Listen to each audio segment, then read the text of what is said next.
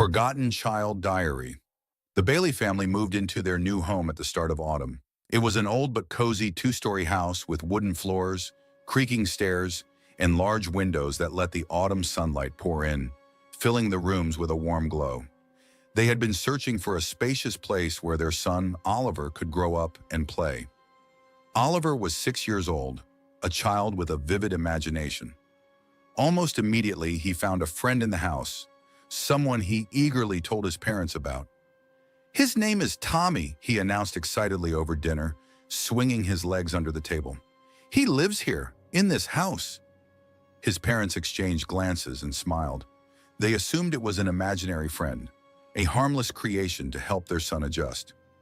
"And what does he look like?" his father asked. "I don't know." Oliver hesitated for a moment. "He doesn't always show me his face." His mother shot a wary glance at her husband but chose to say nothing. Oliver was a child, and children often had wild imaginations. The next day, while unpacking old belongings in the attic, Oliver's mother came across a dusty, worn-out diary. The cover was stained with something dark, and inside the yellowed pages were filled with childish handwriting, listing dates and short entries. She brought the diary downstairs and showed it to her husband. "It must be someone's journal. Maybe from the previous owners?" he suggested. But as she began to read, her fingers tightened around the book. "Today, Mom forgot to feed me. She doesn't hear me when I call. Dad doesn't come either. But Tommy says they haven't forgotten. He says I shouldn't leave my room." A chill ran down her spine. She flipped a few pages forward. "Tommy says that soon I'll be able to come out if I'm good. He says this is my house and that other kids shouldn't be here. I don't want anyone to take my house away." Her breath quickened. The final entry was unfinished, but one sentence had been written in large, heavy strokes. "I don't want to be forgotten anymore." At that moment, Oliver's laughter echoed from the kitchen. "Mom, look!" he called out cheerfully. "Tommy taught me a new game." After finding the diary, Oliver's mother couldn't shake the uneasy feeling creeping over her. She tried not to show her concern, but every night, as she tucked Oliver into bed, she found herself listening intently to the silence in the house. Oliver was spending more and more time alone in his room, talking to someone, sitting in the corner, or drawing strange pictures. One day, his mother noticed a drawing left on the kitchen table. Two figures, one small, resembling Oliver, and the other taller, blurry, with empty eyes. "Is this Tommy?" she asked, gripping the paper tightly. Oliver nodded. "Yeah, he says you can see him now, too." A chill ran down her spine. The next day, Oliver ran to the far end of the garden, where he sat alone for a long time. When his mother called him for lunch, he didn't respond. As she got closer, she heard him whispering, "Okay, Tommy, I'll tell her." "Oliver!" She startled herself with how sharply she called his name. The boy slowly turned. There was something strange, distant in his eyes. He stood up and without a word followed his mother back into the house. That night, she heard him speaking in his sleep. Carefully opening his bedroom door, she found him sitting on the floor. The diary lay open before him, and he traced his finger across the pages as if someone were guiding him. "Oliver, what are you doing?" she asked, her voice unsteady. The boy lifted his head and smiled.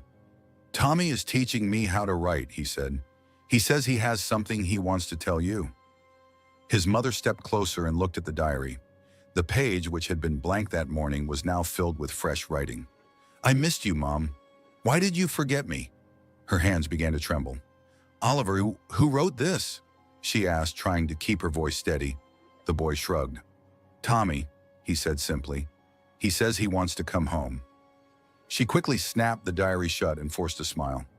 "How about we go for a walk tomorrow?" she suggested. Oliver thought for a moment, then nodded. "Okay, but Tommy wants to come with us too." His mother tensed. "But Tommy, he's invisible, isn't he?" she asked cautiously. Oliver shook his head. You just can't see him." A week had passed. Oliver's mother could feel something in the house changing. She tried not to show her fear, but every movement Oliver made, every conversation he had with the empty space in his room, made her heart clench. Her husband reassured her that children often had imaginary friends, but she knew this was something more. One night after the whole family had gone to bed, She woke up to a strange sound.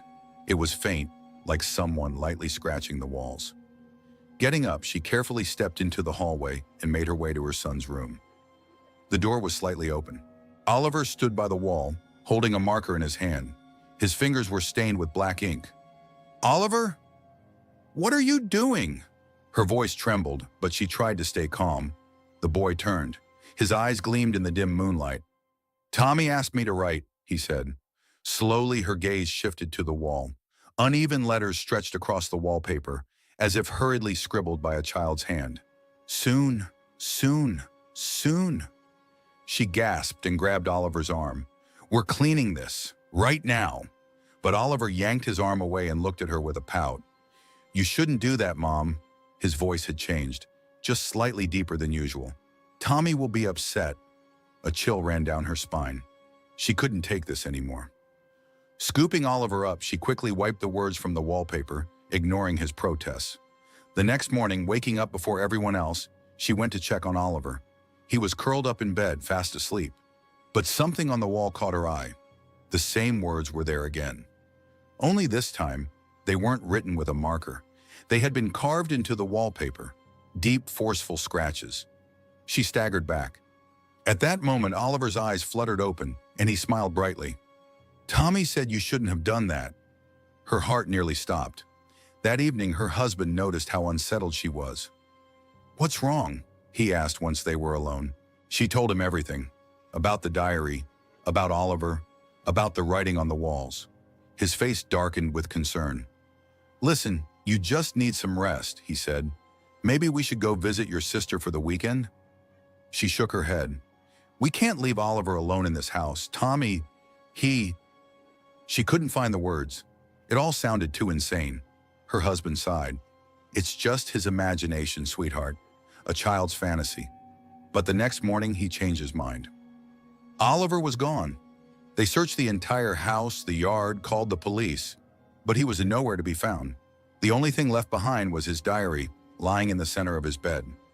On the open page, a shaky child's handwriting read, "I went to play with Tommy. Don't look for me." And on the wall right above the bed, fresh scratches had appeared. "Do you see him now?" The house descended into chaos. The police searched every room, the attic, the basement, the yard. But Oliver was nowhere to be found. His parents tried to hold themselves together, but inside they were unraveling with terror. Their son had vanished, without a trace. Oliver's mother couldn't bring herself to leave his room. She sat on his bed, clutching the diary, its pages turning on their own, as if invisible hands were flipping through them. "He didn't leave," she whispered, looking at her husband. "He's still here. I know it." Her husband ran a hand down his face. His eyes were hollow from sleepless nights. "We've searched everywhere," he exhaled. He's here," she screamed. "Tommy took him." Her husband turned away. He couldn't listen to this anymore. That night, she heard the scratching again, a faint rustling like tiny nails dragging across wood. It was coming from the walls. Slowly, she rose from the bed and approached Oliver's wall. She ran her fingers over it. Something was there. She turned on the light and gasped. New words had appeared on the wallpaper, right where his bed used to be. The carvings were deeper this time, as if etched into the very wood beneath the paper. "I miss you." She covered her mouth with both hands, a sob escaping her lips. "Oliver." A quiet child's laugh was her only answer. She spun around, but the room was empty. With each passing day, it got worse. More words appeared throughout the house, in the hallway, in the kitchen, in the living room. "Mom, I'm here. Dad, why won't you answer me? Tommy doesn't want me to leave." Her husband was slipping away. He stopped speaking, stopped sleeping. She watched him sit on their bed for hours, staring at nothing, his face devoid of emotion. Then one night, she woke up to his movements. He was standing in the corner of their room, scratching something into the wall. "What are you doing?" she screamed in panic. He turned slowly. A knife was in his hand. "I see him," he whispered. "Oliver is here. I have to open the door for him." She lunged at him, yanking the knife away, desperately trying to pull him out of this nightmare. His body trembled, his eyes brimming with tears. "He's calling us," he murmured. "He wants us to go with him." Suddenly, the lights in the house flickered. Then, a loud bang, as if something heavy had slammed a door from Oliver's room.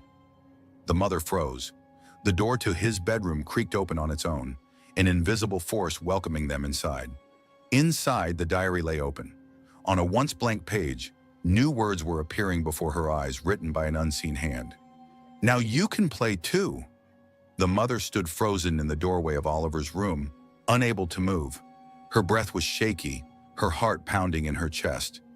Her husband took a slow step forward, but she grabbed his arm, stopping him. "Don't go in," she whispered. But it was already too late. The room grew cold. Too cold, as if an icy wind seeped through the walls. The ceiling lamp flickered once, and then went out. Darkness swallowed them whole. From deep within the room came a familiar sound, a soft, quiet rustling against the floor. Then a voice, childlike, but distorted, like a whisper through radio static. "You came! Finally!" The mother's fingers dug into her husband's sleeve. He was breathing heavily, but he didn't move. They couldn't see who was speaking. They could only feel it. "Oliver," she rasped, "is that you?" Silence, and then laughter. Light, childlike, but wrong. A figure slowly took shape in the darkness, a small silhouette standing in the middle of the room. "Mommy!" The voice sounded like Oliver's, but something was off. "You finally found me." Tears streamed down her face. She took a step forward, but stopped. The light flickered, and for a split second, she saw his face. It wasn't Oliver.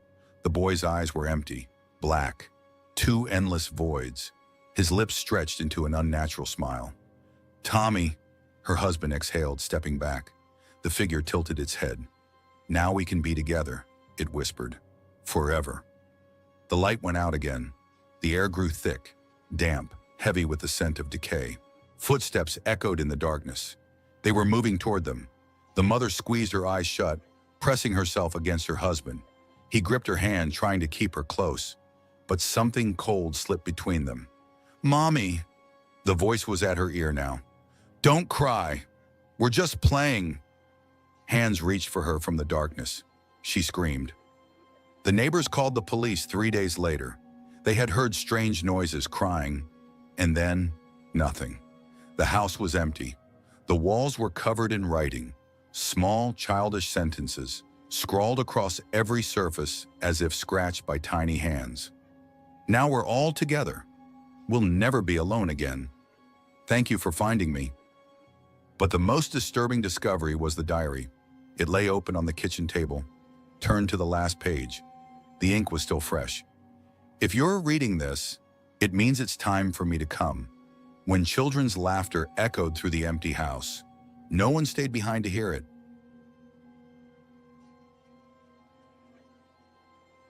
If this story made your heart race, don't forget to subscribe to the channel.